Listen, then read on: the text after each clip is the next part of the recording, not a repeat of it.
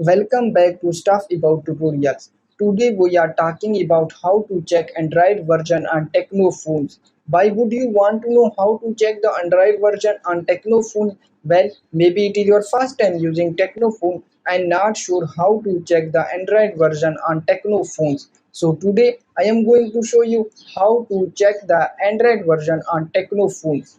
Check video description and I will try to leave the written instructions.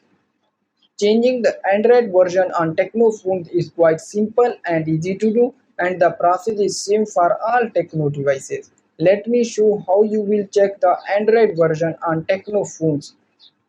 First of all, open Settings app in your Tecno device, and now in this new screen click on My Phone. If it's not available here, then it will be in the bottom of this page. And now in this screen click on Android version, and now it shows I have Android version 11, and it's totally depends on your mobile.